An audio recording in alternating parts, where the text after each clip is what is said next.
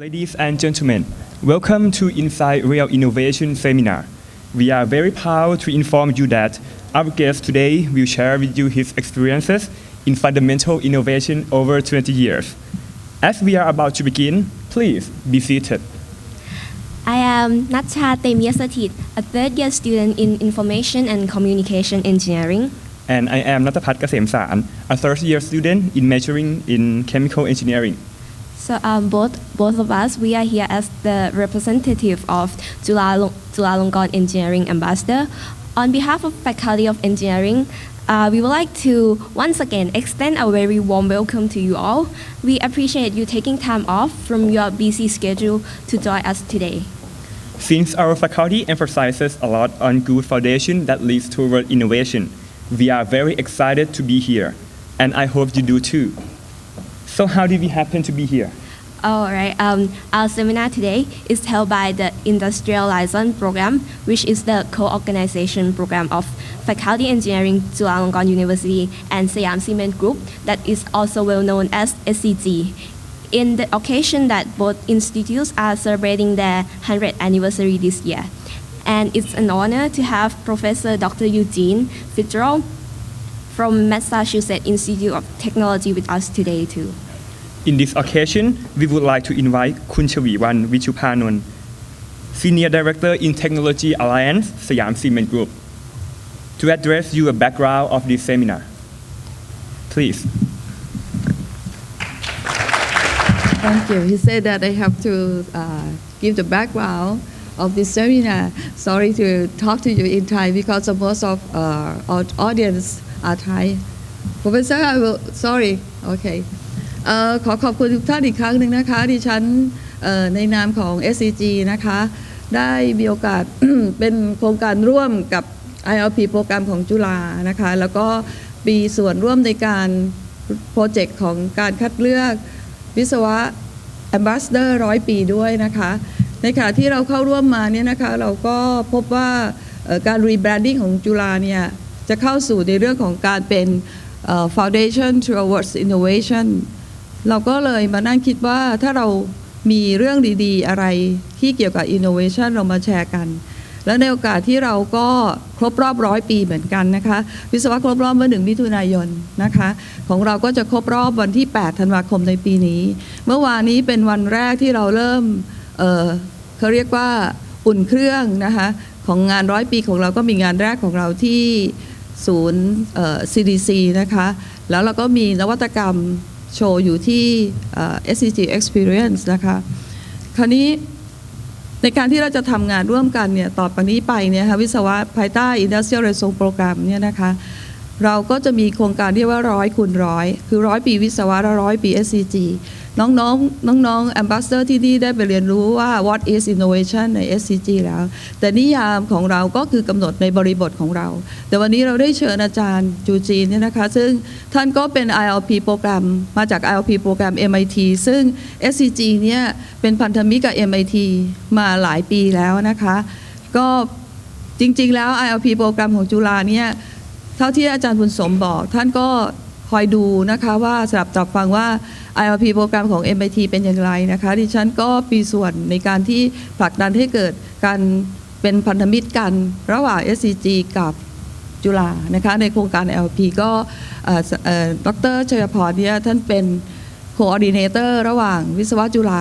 กับ SCG โดยเฉพาะนะคะเราคิดว่าเราจะมาปรับระดับความรู้ในเรื่อง Innovation ให้เท่าเทียมกันนะคะเพื่อจะต่อยอดเป็นโครงการ100 คูณ 100 Professor จูจีเมื่อ2 ปีที่แล้วเนี่ยเข้ามาให้ความรู้กับเราใน SCG นักวิจัยหลายๆท่านเต็มไปหมดเลยนะคะนั่งฟังแล้วเราก็ได้เข้าใจว่า innovation คืออะไรนะคะแล้วก็จากนั้นเราก็ได้หลังจากที่เราผ่านการทำงาน innovation มาระยะหนึ่งก่อนหน้านั้นแล้วก็ฟังเรื่องอาจารย์ด้วยเราก็ได้พัฒนาของงานของเราขึ้นมาเรื่อยๆเพราะฉะนั้นผลงานอันหนึ่งที่เป็นนวัตกรรมที่เราโชว์ได้แล้วนะคะถ้าท่านมีความสนใจนะคะไปที่ SCG Experience นะคะเปิดทุกวันนะคะวันสุดท้ายคือวันที่ 1 กันยายนนะคะไปชมดูว่านวัตกรรมของเราเนี่ยมีอะไรบ้างอะไรที่เรียกว่านวัตกรรมจากสิ่งที่เป็นของเบสิกที่แค่เป็นปูนเป็นกระดาษ คราวนี้ก็จะเป็นปูนที่เมื่อวานท่านนายกยิ่งรักษณ์ไปพอฉีดน้ำก็ไปที่แผ่นปูนชิ้นนั้นมันก็มีเป็นรูปหน้าท่านขึ้นมานะคะแล้วก็มีแผ่นท่านตื่นเต้นในตรงที่พอไปส่องแล้วคอนกรีตที่มันแคร็กแล้วพอนานวันจากวันแรกแบบแคร็กเป็นรอยร้าวมาแล้ววันต่อไปเนี่ยมันก็จะงอกปิดของตัวมันเองก็ลองไปดูนะคะว่ามันบำบัดมันเคียริ่งตัวเองได้อย่างไรแล้วก็มีพอถึงตอนยามค่ำคืนเนี่ยก็จะมีอิฐบล็อกที่เรืองแสงขึ้นมาได้นะคะก็ไปชื่นชมดูนะคะณโอกาสนี้นะคะก็ขอขอบคุณทุกท่านที่ให้ความสนใจแล้วก็คิดว่าความคิดของคุณการและปณิธานของท่านที่อยากจะให้วิทยาศาสตร์และเทคโนโลยีเป็นจุดเข้มแข็งของประเทศนะคะเพื่อสร้างไปสู่นวัตกรรมวันที่1 มิถุนายนที่ท่านมาที่นี่ท่านบอกว่าไม่ต้องตายแล้วไปเกิดมาเป็นเกาหลีชนไทยก็ทำได้ในปีนี้ท่านก็เลยแบบว่าผลักดันทุกอย่างที่จะให้คณะวิศวะมีความเข้มแข็งเป็น foundation towards innovation ให้ได้นะคะงั้นก็เดี๋ยวขอเรียนเชิญอาจารย์ขึ้นได้เลยค่ะขอบคุณค่ะ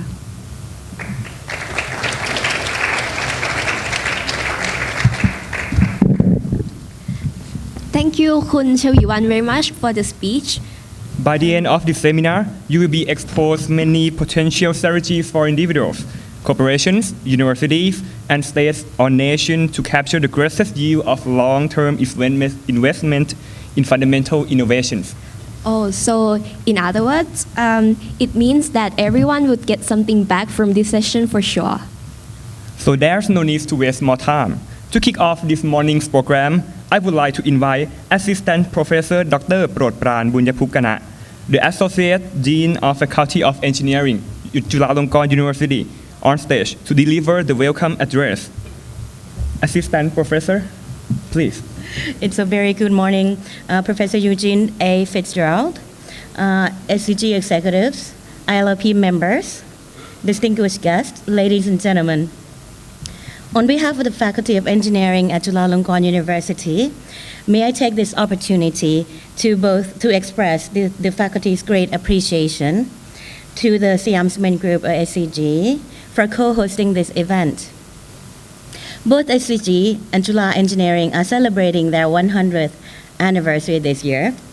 This is no coincidence for both SCG and Chula Engineering to share the same beginning, but it is the vision of His Majesty King Wachiravut to establish Thailand as a modern nation in 1913.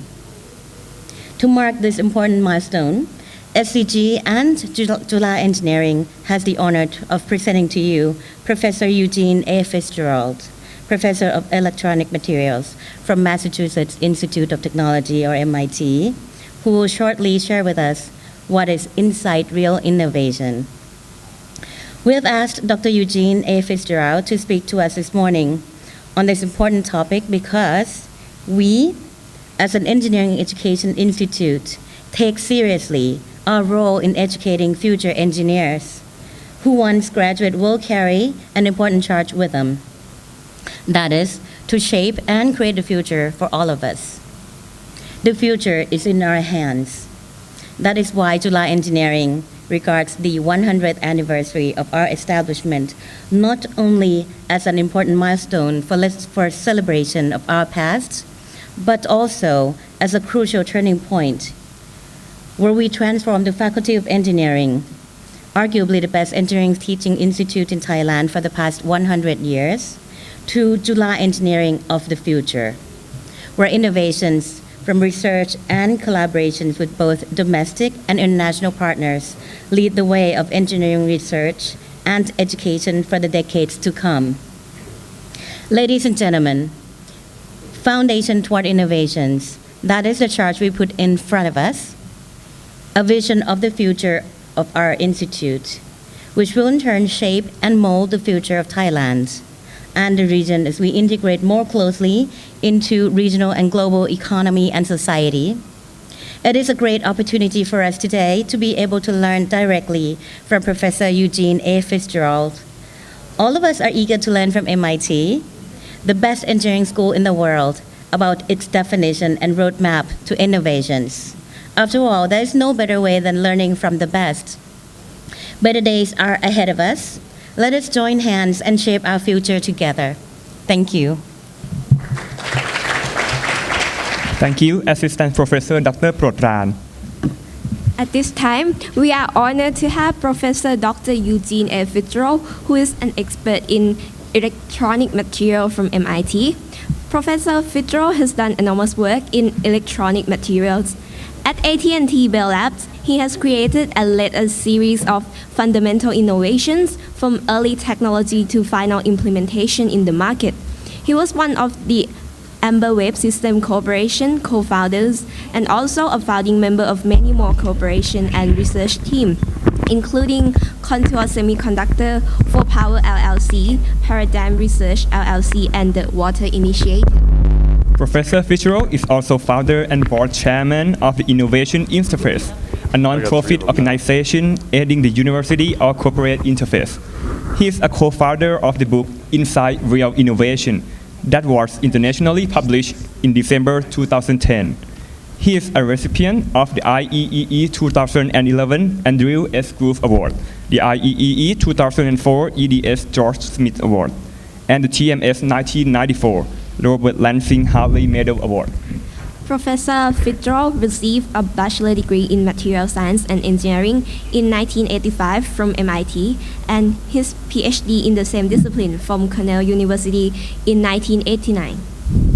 Ladies and gentlemen, please welcome Professor Dr. Eugene A. Fitzgerald. Please. Well, it's a great honor to be here. It was a great honor yesterday to help celebrate SCG's 100 years. And it was very interesting if you look at the session, because I think SCG is really trying to, in the corporate world in Thailand, give a model for how important it is to invest in the future. And I'm going to talk a little bit about that today, because when we think as engineers and scientists about how we can impact the world, it is of course about technology, but I wanted to share with you some of our experience in transitioning and having impact through commercialization on markets. And that got me interested way back when I started my career at AT&T Bell Labs, because I went into a corporation that was famous for inventing, but really it was difficult. I was lucky, I invented something very important, but it was very difficult to actually have the impact that I wanted, because the corporation really didn't know how to commercialize that. So really from that point on, whether it was at MIT or any of our future startup companies, it became an intellectual interest of mine to think about what is the process of innovation. What does it take to really have impact? And of course, like I said, it's really more than just technical. And in fact, what happened, I realized that part of this process is that even at the very beginning, you cannot think about technology alone. So let me start I think I was informed today that there's many faculty here with MIT backgrounds, so hopefully this brings back images of great things and not pain. But MIT is a very difficult place, but it was founded on the principle of its motto, which means mind in hand. So one thing I wanted to get across right away, and you can see this if you read books like Good to Great or whatever, when organizations are started, a lot of times if they survive for a long period of time, they actually don't deviate from the principles on which they were founded that much. Right? It's an amazing correlation. And MIT is that way. It wasn't really founded as a normal university. It was founded as what some people might even call a vocational school. And in fact, besides having the motto mind in hand, if you look at if you've been to MIT, besides the faculty that went there, if you go to Lobby 7, and you look at you can't see it in this picture here, but chiseled around the top in stone is that, it's to understand science and technology for its application to industry, the arts, and to agriculture, which was important at the time. So it's one of the few universities in the United States that was founded on the principle that actually you're learning to have that impact, and that kind of remains today. In fact, MIT is a very decentralized university. There isn't a lot of top-down control, so professors do anything they want, which is great. But what it does is it does encourage a lot of activity outside the university, and as you'll see, that's really important for determining what the right problems are to work on inside the university. If you're interested in some of the things I talk about today, some of it is in our book, Inside Real Innovation, and it's been a great, after years of working on this topic with corporations and with startup companies, and after being in a large company myself, we put that all together with the Kauffman Foundation, which is one of the nonprofit foundations in the United States that's meant to encourage entrepreneurship. And that's Carl Schramm, the third author, was at the time CEO of the Kauffman Foundation. Oh, that's interesting. Well, there's a font change here, but anyway, if you go to, I don't know if you guys have heard, has anybody heard about MITx or edX? Okay, so a few people. So this is very exciting. And usually, universities these days in the United States, I would say, haven't been maybe haven't demonstrated leadership in terms of jumping out and really say how education and research is going to change and taking an active role in changing it. Typically, the incumbent industry tries to protect and not change too much, right? So I'm very proud of the fact that MIT, to its dedication to innovation, jumped on and said, look, with online things progressing, MIT should be a leader in putting higher education online and also making it autonomous, where there's some future where a machine can have enough intelligence to guide students through different learning pathways. So this is not just your normal online education. It's actually a software platform that is meant to evolve over time to be able to educate large numbers of students around the world with a higher quality than what you see today typically online. So it's, as you'll see, innovation's an iterative thing, so it's not going to be perfect right from the beginning. But when MIT announced it wanted to do this, Harvard wanted to join, and we all know the best thing about Harvard is the size of its endowment. I'm just joking, sorry for any Harvard. But so they joined and formed a nonprofit corporation called edX. And that's the platform. Since then, Berkeley's joined, and basically you can go online and see that a lot of the major institutions in the United States have joined. So of course, being the entrepreneur, I'm like, I've got to be first out there in an innovation class on there. So this fall, in September, we're launching an innovation class that talks about the things we're going to talk about today, but over, of course, an extended period of time. And if you're interested, it's free, so just get on there and try it, and give me your feedback as to what you think about it. So it's very exciting because, as you'll see when you look at our innovation model later, this is actually one place where the university itself can innovate, because actually the education market is MIT's market, so it knows a lot about it. And the business models it's willing to experiment with in the future. When edX is launched, there's uncertainty in exactly how that's going to evolve in terms of revenue models, right? But as you'll see, that kind of uncertainty to jump out, be the leader, is very important. And so it's a place where the university itself can innovate. And I think that most universities in the United States still don't realize that this revolution that's going to happen online is an innovation that they have to participate in, otherwise they'll be left behind.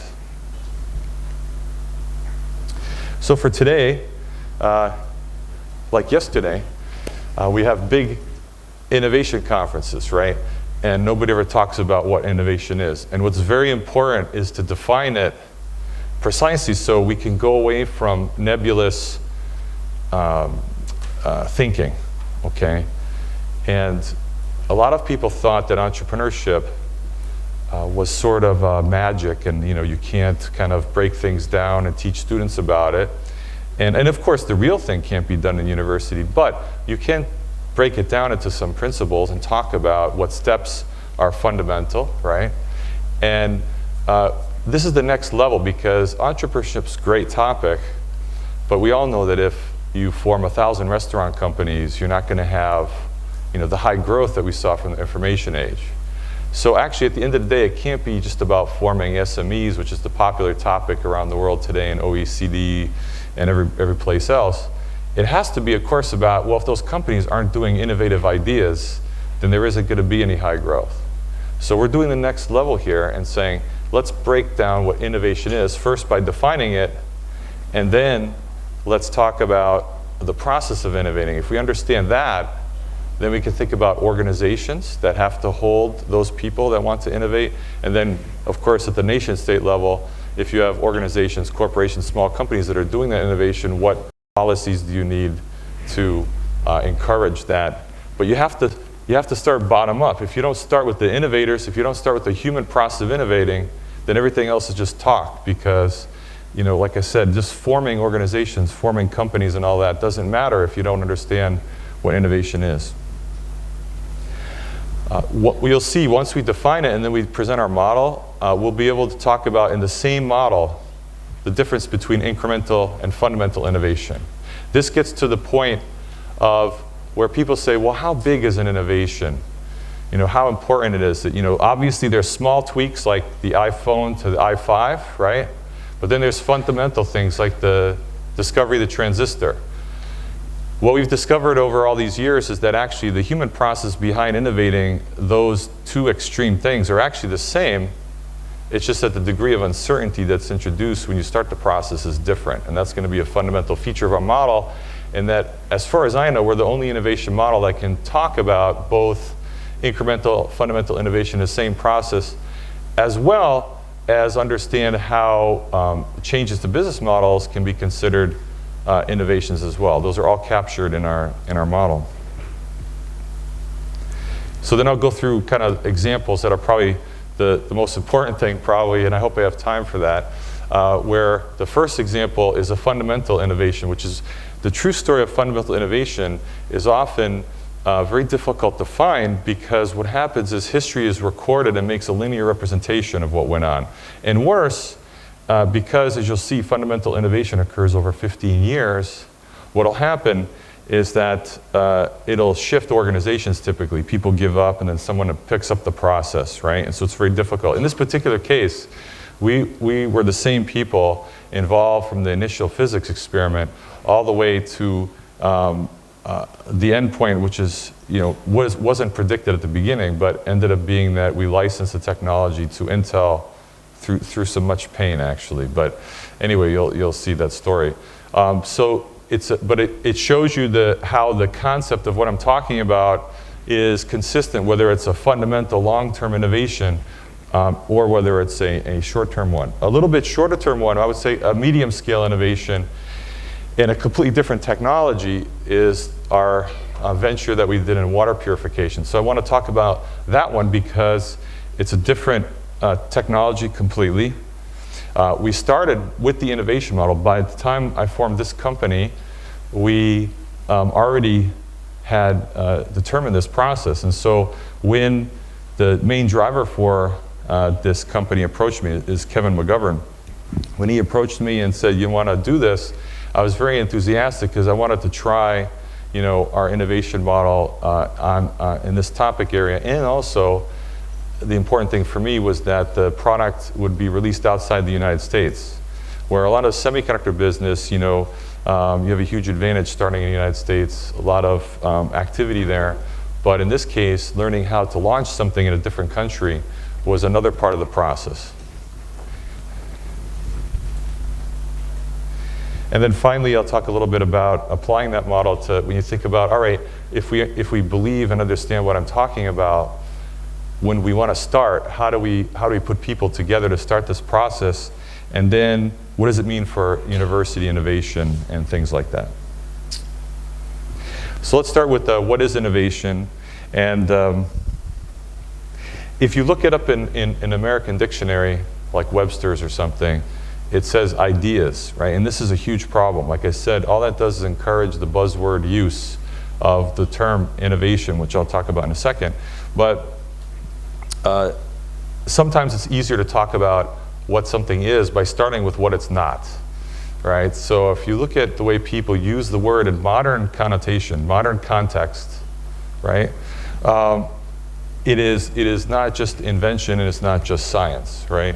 So science is important. We understand some physical principles that we apply to an innovation, but science by itself is not an innovation the way we're going to define it, right? And invention, of course, this is a little bit harder for people to understand. That's also not an innovation either, because, for example, I think I have something like 100 patents issued, and maybe 5%, which is a high number, actually, 5% are really valuable. And so what that means is I have quite a number of patents that are pieces of paper, right? And they aren't doing anything. They're inventions, they're still inventions, right? I discovered something and found out how unique it was and I patented, but there's nothing related to that in the marketplace today, right? So clearly invention is not what innovation is either. These are parts of it, but that's not what innovation is.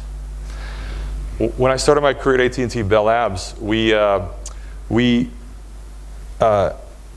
never used the term innovation, right? Of course, today everybody says, wow, Bell Labs was this place of fantastic innovation. In fact, I will insist that almost everything in the information age was actually done at Bell Labs first, regardless if they carried it forward or not. It's an amazing place, like from, say, 1930s to 1990 or so, right? And we didn't talk about innovation at all. So one thing you should be asking yourself when you look at what's happening in the world is, why is the term innovation being used so much? And I would argue it's because people are starting to realize that yes, we need scientists, engineers. Yes, we'll talk about this later, the Vannevar Bush model of the nation state investing in science and technology, which the US is the first one to do in modern times. That's a good model, right? Obviously, if we have no scientists, engineers, we're not going to have whatever innovation is, right? But we make these investments, and now it seems like the growth I'm expecting isn't exactly happening. Companies, same thing. Companies says, well, I've been investing sometimes long-term in these projects, but I don't see any productivity on the other side, new products or whatever. And that's because I think it's time for the next revolution, is to understand a little bit more about this process, and let's design organizations for the actual innovation process instead of liking our organizations the way they are and trying to force an innovation that doesn't fit those organizations, right? And that's the next, big revolution. And nobody's ahead on that, by the way. So it's a huge opportunity for competition globally, because there is no university and no corporation today that is optimally organized for innovation, right? So it's very interesting to realize that that's the leading edge. So we're going to define innovation as useful embodiments of ideas in the marketplace. And I highlighted in the marketplace. This is a huge important thing, because as we all know, there can be financial disequilibrium, and smart people take advantage of that, okay? So I became frustrated at MIT because I was worried we were teaching students the wrong thing, because we would take people that have done what I would call a financial transaction but produce no innovation in the marketplace and say, wow, aren't they great innovators? But what was actually going on is they were selling things prematurely for overpriced asset prices that actually aren't correct, right?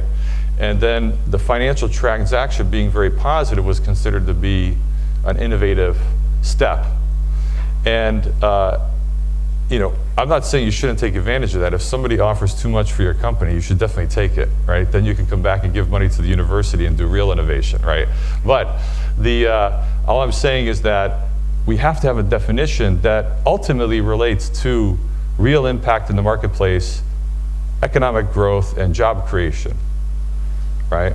And so that's why in the marketplace, if I go to a meeting now and somebody's talking about how great an innovator, entrepreneur they are, and they can't tell me about what product they have in the marketplace, I'll just sit there and say, yeah, whatever, and I'll just move on, because the truth is there is not an innovation done there, okay? So it's a very important definition.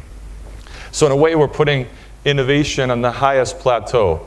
We're putting it above science, above invention, but that's because that's the way, like I said, people are using the word today. That's what they mean. That's what corporations mean. They say they want more